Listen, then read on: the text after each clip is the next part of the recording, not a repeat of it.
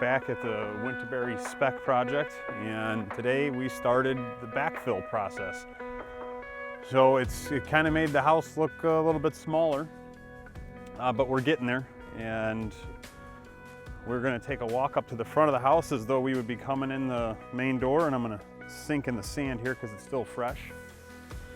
So this is the first time we get to actually look down from the top into the wine cellar area, and that's it, all 30-foot wide of it, and yeah, splendid. So this is all going to be front porch where we walk up.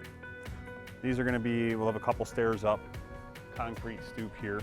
We're going to have two decorative, well, they're structural load-bearing columns that'll come up to support the roof structure above it, but then we're going to trim them out decoratively, and they'll be masonry wrapped from probably about this high down. First one's going to be here, that way we have a clear open shot of the entryway, because as we walk in here, even though we're covered, the covered section of the main walk-in is going to be about 13 feet tall, and we have a 8-foot tall door for the entryway with side lights on both sides, so it's going to look like a nice big tall grand entranceway. And I think we're going to end up doing a mahogany stained in black for the entry door.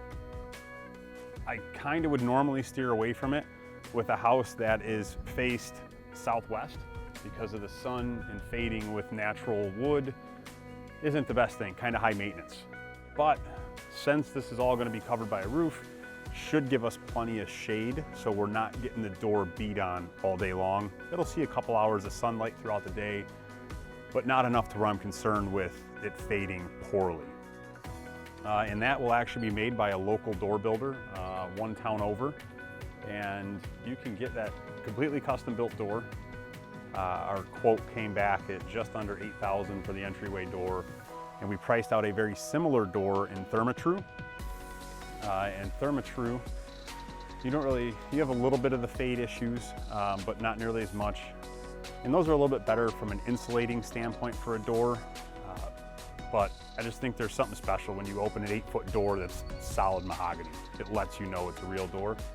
And it turns out the Therma-Trus are a little bit more expensive, $8,500 for a similar door in a Therma-Tru. So a little bit lower cost, and I get to support another local business owner. So that's kind of what I'd really rather do, where and when I can buy from local people. So that's kind of how we come up into the entryway.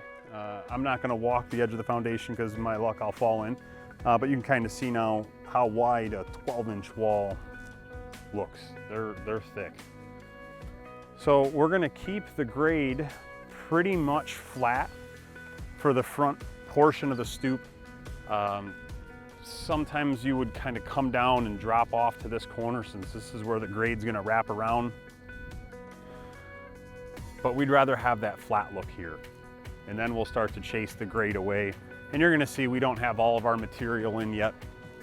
You can tell by looking at the wall here, we're still going to carry this up a bit and then start to bring it down. But at the same time as going down the hill here, we're going to come away from the house. And what that's going to do is any water is going to push away from the house quickly here, both to the side and down the hill.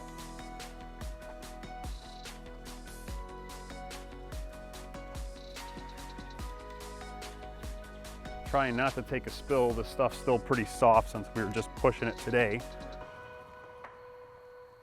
And you'll see, you can actually kind of see back through into the woods again. This is going to be a little bit different once we do the final grade.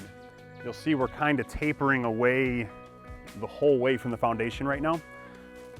Doesn't leave you for a very usable yard. So what we're going to do is kind of run it flat out, and then we're going to do a quick drop off to the end.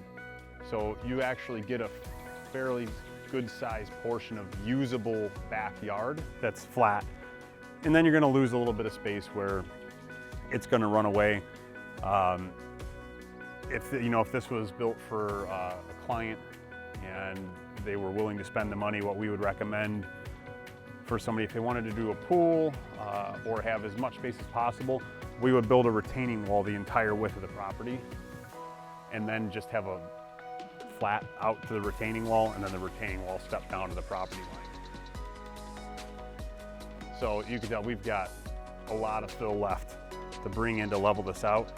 Luckily, we've got a bunch of fill stacked up top still that we can bring down.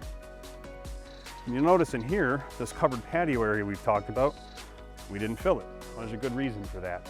If you were to just push fill here and come through later to pour your concrete pad, it wouldn't take long before the fill would settle below the pad and your pad would crack.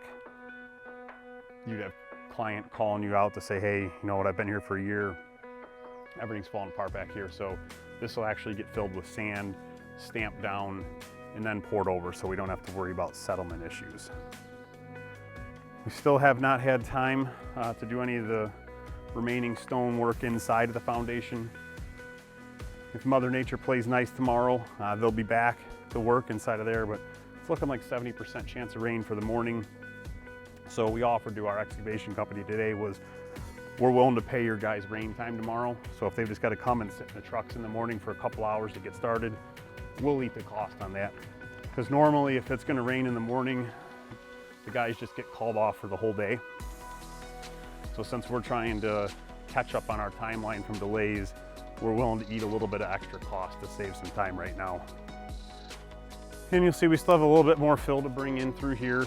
And I'm not a fan of large sections of exposed concrete. So what we'll do in this situation, once we've got grade figured out, if we've still got a good space here that's exposed, we're gonna build a retaining wall decorative around the outside of it and do planters on the inside. We've done that in the past. It makes it look well thought out and finished. And then we're back around to the front. We still don't have all the sand here for the garage. Still need a few more trucks of it. And I have not gotten a count yet for how much they brought in today. The last count I heard was, I think, 8 trucks of sand. So hopefully a couple more and we'll be able to push this in tomorrow as well. And then kind of give you guys a view as if we were standing on the back side of the house looking out.